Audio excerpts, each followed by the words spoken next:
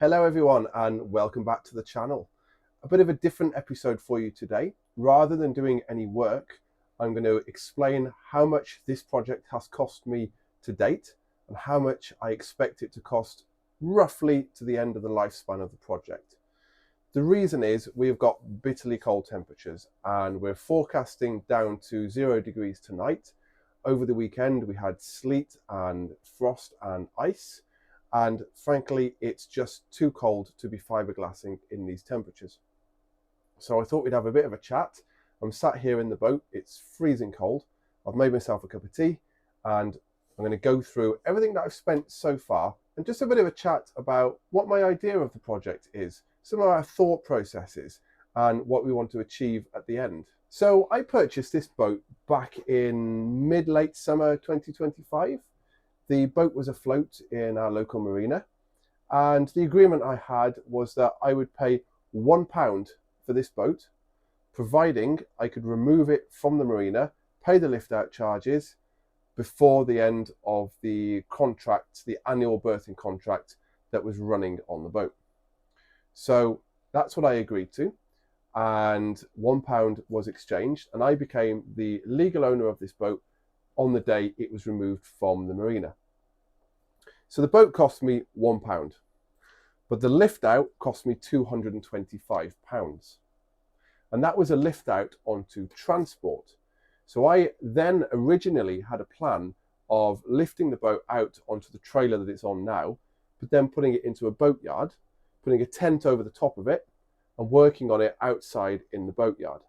Now, I soon realized that that wasn't going to work. The weather in the UK, Wales especially, is too wet, too windy. We're on an exposed coastline and it just wasn't going to work. I would have no electricity, I would have no running water, nowhere to store anything, and the project was too big to be able to do everything outside just underneath a tarpaulin. So I'm in a very fortunate position whereby I could bring her inside into the workshop that we're in now.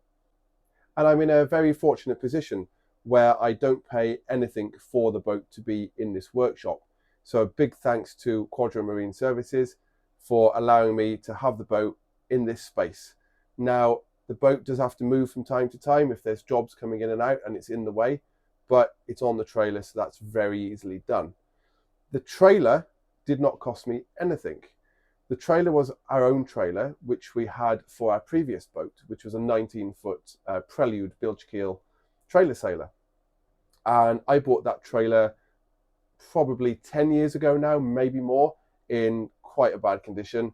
Did it up a little bit, plonked our boat on it, 2 new axles, plonked the boat on it, and we launched that boat from the trailer for a good few years, and it was an excellent, excellent trailer. But I sold that boat probably almost COVID time. So we're going back to 2019, 2020. And I kept the trailer because I always knew we were going to have another boat. I didn't know what it would be, but I wanted to keep the trailer. It was a good solid base and I could use it again. So that trailer lay in the boatyard and it sat there for about 5 years and went quite rusty, quite rotten, and needed quite a bit of work. So I spent £100 doing the trailer up, which isn't bad at all, to be honest. The main chassis was in good shape. I had to weld in a new piece of steel on the back of the trailer, and I needed 4 new wheels and tyres. So £100, new wheels and tyres, bit of welding, new bit of steel, covered it in rust protector and a few coats of hammerite, and it's as good to go. Oh, and a new jockey wheel as well. The jockey wheel had collapsed. So I spent a bit of time before the boat came out of the water to do the trailer up and just get everything ready. Then became lift out day and the boat came out of the water and was put on the trailer, just about fitted, which I was really thankful for, and very happy day because the boat was now mine. So from there, the boat and trailer went back to the boatyard, back into the space where the trailer was kept, just for a short time, while I had a look around the boat, see what I was getting involved in, get the mast down, which is my very first video. So if you haven't seen that, rewind back to episode 1 and you'll see this mast coming down with the boat on the trailer in that boatyard that I'm talking about. And just getting to grips with the boat and getting to feel with exactly how much work I'd got on my plate. It was at that point that I really went deep into the boat and realized she needed an awful lot more work than I originally anticipated. When she was lifted out of the water, I had a quick underwater inspection and wobbled the keels, which is how I found that this bilge keel was loose and needs all the fiberglassing work that we're halfway through doing at the moment. But it wasn't the end of the world. I understand it needed doing, and I'm quite prepared and quite capable of doing it. So the boat was in the boatyard, and it was at that point that I thought, do you know, it's not going to work with me being outside under a tarpaulin all winter. And at that point, I didn't realize just how bad the winter was going to be this year. So it was decided that I brought the boat inside. And from there on, you've seen all of my progress on the videos, starting from episode 1 all the way up to date. And hopefully, if you're watching this in the future, loads more episodes ahead of this one. So moving on to some ideas that I've got for the boat. Now, I do want to make this into a really nice, comfortable family cruising boat. It's not going to be our forever boat. It's just a step, but I do want to make it nice and comfortable for the few years that we are sailing it. So I've got a few things that I've already bought for the boat. Now I'll start with electronics. To date, I've spent £465 on electronics on the boat, but I haven't spent all of that right now, this month or in the past few months, because one big part of that expenditure is a GPS fish finder. Now this is a Raymarine Dragonfly 5 Pro series GPS, chart plotter and fish finder all in one. I actually bought this for our old boat and I was going to fit it, but we never did.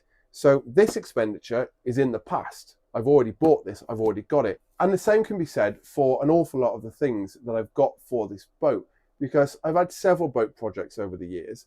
And when you're doing boat projects, you naturally collect things. You buy things that you end up not fitting, such as this. You take things off the boat that you don't want, but you keep them because they're good and they'll come in handy. So a lot of things that I'm putting into this boat, I do already have. And I'm fortunate to actually have this. And this is going to be mounted in here as our main GPS chart plotter for the boat. So that was a big expenditure. But I have bought a few more electronic things. So one of the things that I've bought is a 6-way switch panel for the boat. So it's quite a standard switch panel with nice big chunky waterproof switches, all with lights, and it's got these little stickers that you can stick over the lights so you can label what each switch does. Now this is going to be the main switch panel for the 12-volt electrics on the boat. So this is going to switch things like the navigation lights, the interior cabin lights, the navigation electronics, things like that will all be switched through this main panel. It's got on it a 12-volt cigarette lighter socket, a USB charging point and a voltage meter as well. I'm actually going to take that 12-volt socket out of there because I don't see any need for having a cigarette lighter socket these days, and either put in another voltage or another USB socket into there.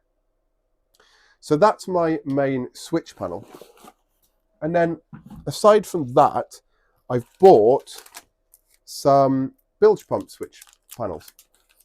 So these are nice little switch panels for the bilge pumps. The boat's going to have 3 bilge pumps in total, and I've got 2 of these that are matching. So this goes manual, off and automatic. And then of course we've got this one. Thanks very much Mum and Dad who bought me this off my Amazon wish list. Now this is a little bit different to the other bilge pump switches. So this one is going to power the main bilge pump in the boat. This bilge pump is going to be located probably in the center of the boat, the lowest point where all the water will run to. The other 2 will power the other 2 bilge pumps, which were originally port and starboard, and that's where I was thinking I was going to mount them, but I might change things now, especially as I'm doing away with that deep well.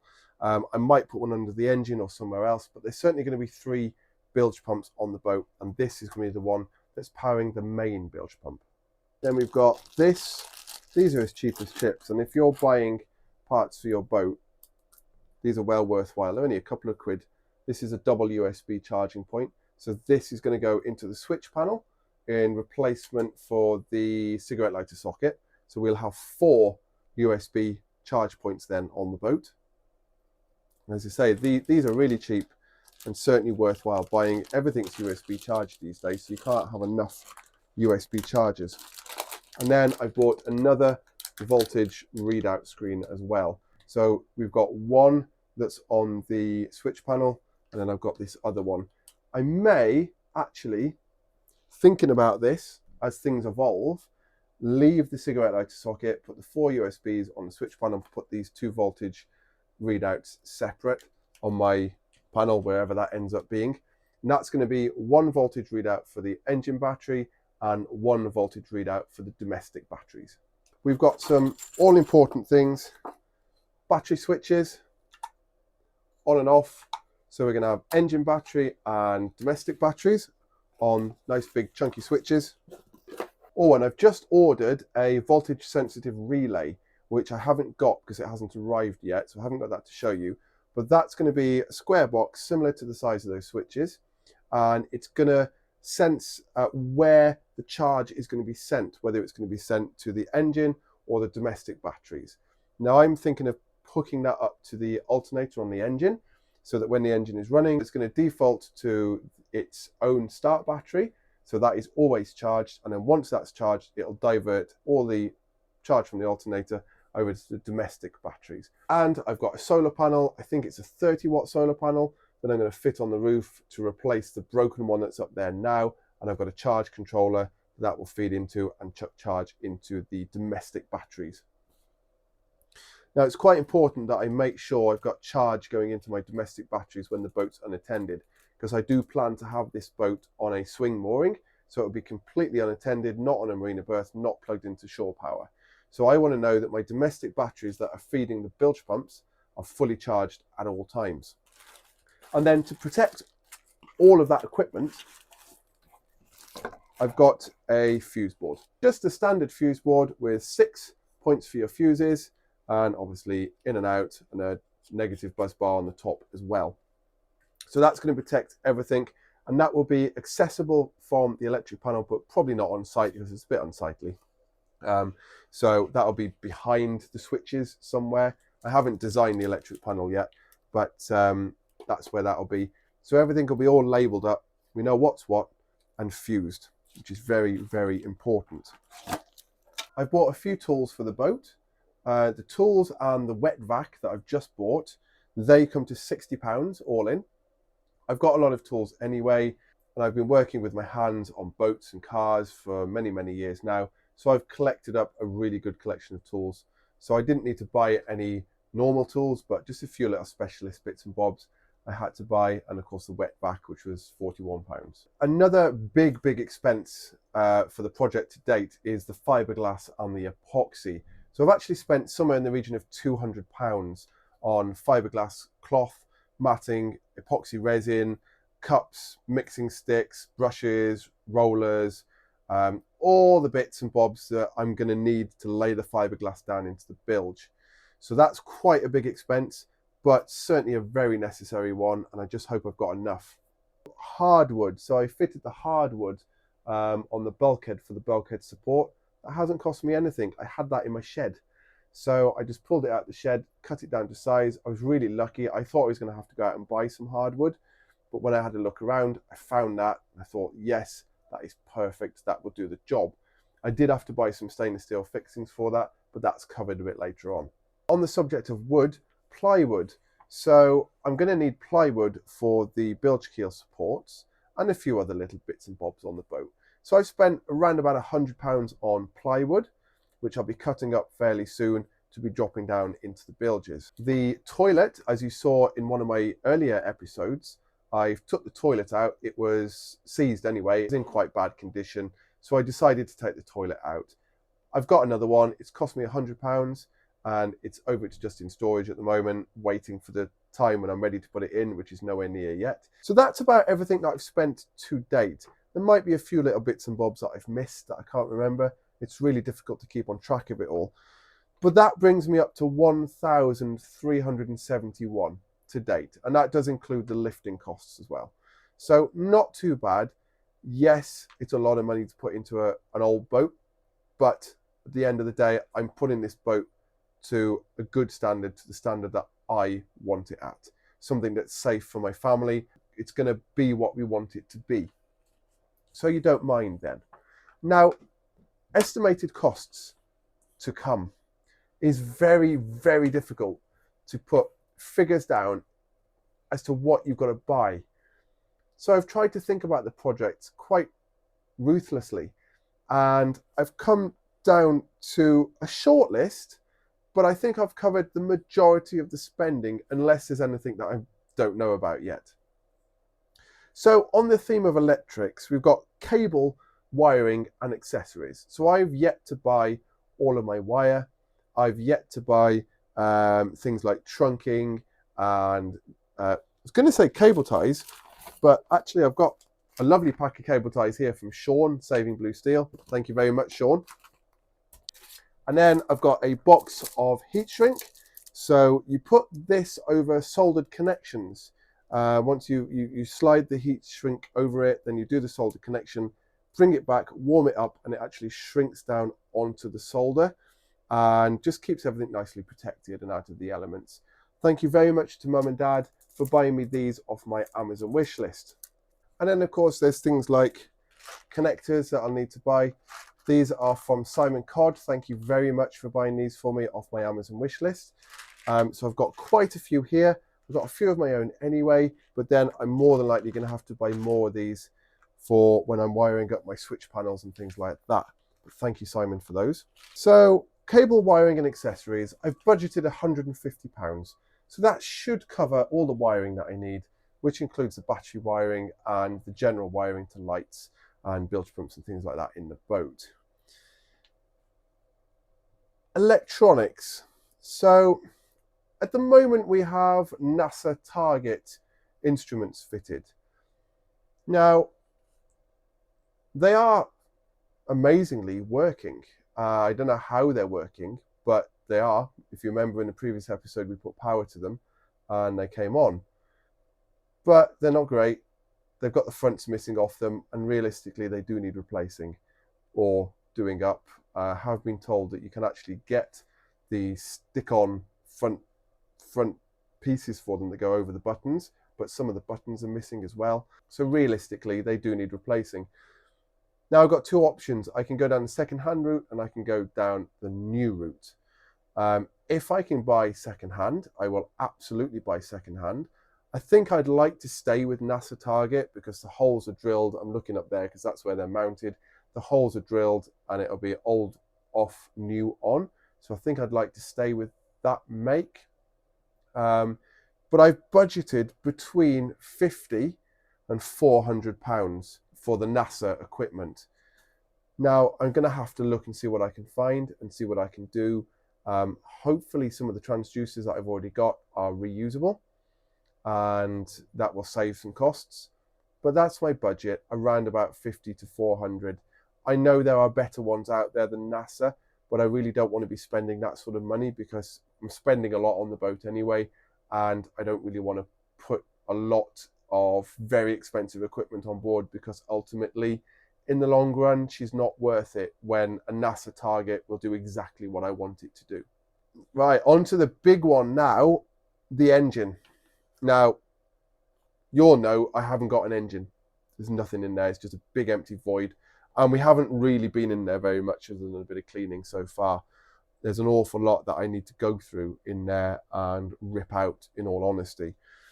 But I am going to need an engine. Now, the previous owner ran the boat with an outboard engine off an outboard bracket on the back, which is fine. I actually moved the boat from the berth to the hoist with that outboard and it was okay. But the boat's not designed for an outboard engine. It's designed for an inboard engine. Without the inboard, it's going to change the whole dynamic of the boat, and I really do want to put a new one in there. So this is quite a big part of my budget, and it depends what I can find as to how much I spend and what I ultimately put in there. So I've actually budgeted between £500 and £4,000. Now, £4,000 is a hell of a lot of money, but that buys a brand new engine. Realistically, I'm not going to be looking at brand new because the boat's not worth it, and I can get a second-hand engine for an awful lot less and it'll do just the same job as long as it's in good shape. If it needs a bit of work, that's absolutely fine. I'm up for that as long as it isn't major. So it's a big part of the budget towards the engine, but it is something that I do have to be realistic about and look for. Then I've also got engine accessories. So depending on what engine I buy depends on what accessories I need.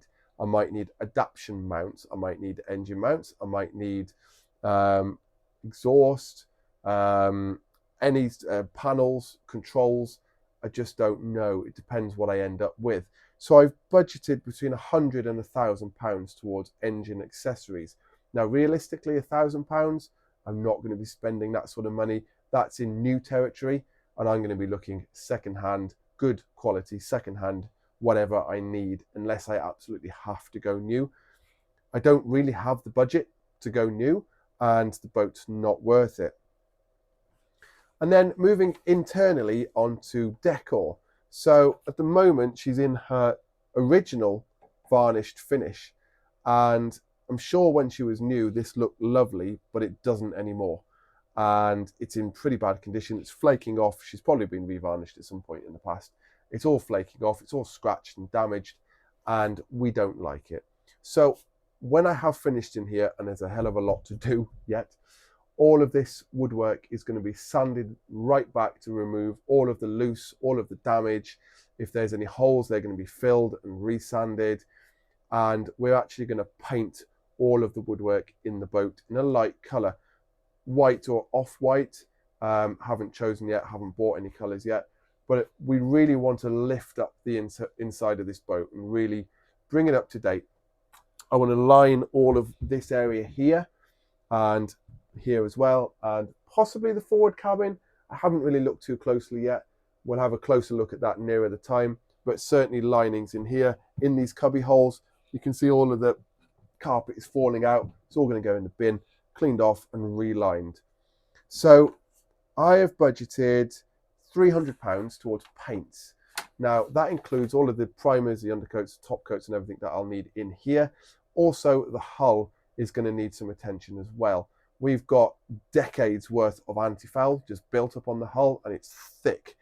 So I think I'm going to have to get all that removed, and that's going to be me under there with a sharp scraper scraping it all off. Hopefully it's not too bad because it is quite loose anyway. But once it's scraped off and sanded, I'm going to want to prime it and re-anti-foul it. So in with that £300, it's going to be some tins of anti-foul, so I can put a few coats on there, and some primer so that I can put a couple of coats of primer on the hull at the same time. Then we've got anodes, fittings and miscellaneous. So anodes speaks for itself. The boat needs anodes. She's got 2 on at the moment. They are shot. The anode bolts are shot. They're coming off and fresh are going on. Then we've got fixings, which are things like screws, nuts, bolts. I've already bought myself some screws for the internal work. Mum and Dad as well, thank you very much. You bought me some more screws. These are excellent for internal and external work. These are off my Amazon wish list. Thank you very much for those. They'll come in really handy. If you're interested in seeing my Amazon wish list, there is a link in the description down below. If you want to support the project, have a little look at it. There's all sorts on there. So I've actually budgeted £200 towards anodes and fixtures and fittings, should we say. Then we've got through hull fittings. So as you've seen in my last few episodes, I've cut out every single through hull in this boat. I had Blake's originally. One of those is shot. The other one, it needs some parts. It's working out quite expensive. And then I've got 3 other holes for the deck drains, the toilet inlet and the sink outlet, all of which are underwater fittings. So they all need replacing. I've got 5 holes in the bottom of the boat at the moment. So I have priced up DZR and I've priced up True Design plastic, reinforced plastic. And both are coming to around about £350. I haven't decided which route I'm going to go down. There are pros and cons to both. I know DZR, I've fitted tens and tens and tens of those in the past, and I know their limitations. I don't know the limitations of composite or reinforced plastic, but I know that they are corrosion resistant, which is a big, big pull. So I'm not sure which route I'm going to go down, but either way, it's going to be about £350 to get those 5 holes blocked off, new valves, new hose tails, and then the hoses that can go to all the appropriate places where they need to go. Which brings me on to hoses. I'm going to need a full set of hoses for the boat. So we're talking toilet inlet, toilet outlet, sink outlet, bilge pumps, engine water intake, possibly the deck drains. I haven't looked at that.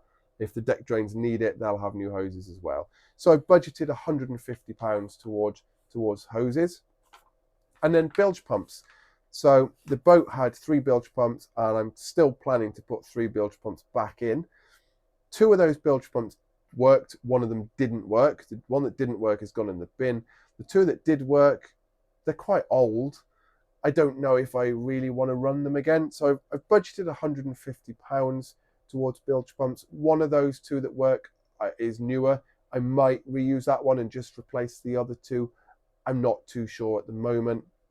But I thought £150, that's going to be around about the figure where I'm going to be on bilge pumps. And that's the end of my list. Now, I'm absolutely sure there are things that I haven't thought about. Straight away, what's come to mind is sealant. I haven't put sealant on here for the through-hole fittings and deck fittings because I know I've got some deck fittings that are leaking. And there's going to be other things, absolutely, for sure. However, my predicted expenditure on the boat at the moment is between 1,950 and 6,700. Now, there is no way that I'm going to be spending 6,700 on the boat. I don't have that sort of money, and the boat isn't worth it. However, all of these things do need replacing, and I'm going to have to find all of these items somehow or other. If I can get good secondhand, I will. But obviously, in the case of bilge pumps, hoses, cabling, it's all going to have to be brand new. So that's my budget, and that's what the boat has cost me to date. So to date, we're looking at just under £1,400. And then to come, we're looking at between 2,000 and 6,000. But we're not going to be up at the £6,000 mark. I am going to be going around some boat jumbles when the boat jumble season starts, and having a look, see what bargains I can pick up for the boat. There's an awful lot that we need to do before we get to the point of fitting things like through-hole fittings or painting and all that sort of stuff. I have just thought as well, something else that isn't on my list is the cooker. At the moment, she's got a stove that runs on methylated spirit, and I'm not familiar and I'm not really too happy about using it. I'm familiar with gas, so I quite like to fit a gas hob and grill there. She's got her original gas pipe that runs from the galley to the gas locker in the lazarette there. I shan't be using the original pipe, but at least I've got it as a run through. So I'll need some copper piping, and of course the hob and grill as well, which I'll probably look around the boat jumbles for. And take this one out, clean it up and sell it. That'll be a little bit back into the project. I think that pretty much wraps up what I'm spending on the boat to date. It's going to change, but that gives you a good idea of where I am and where we're heading. So I hope you enjoyed that video. It's a nice little insight into the project, something a bit different than me on the boat working. My next job, I'm still really hoping I can get these bilge keel supports templated and fiberglass into place, but the temperatures are so low that I can't even consider laying down any fiberglass at the moment. Perhaps I can get the supports cut and ready, and then if the temperatures remain low, we'll have to move on to something else until temperatures rise. But the forecast is looking promising for next week, so let's keep our fingers crossed and see if we can get this bilge work done and dusted, everything in, painted out, and put the lids down and say, great, that's it, bilge work is done, because that would be a massive, massive milestone. Thank you very much for watching. If you enjoyed this, give me the thumbs up. It really helps the channel. Pop a comment down below, and of course, subscribe. That's the best thing you can do for me. It helps the channel grow so much. Thank you very much for watching, and we'll see you next week in the next one.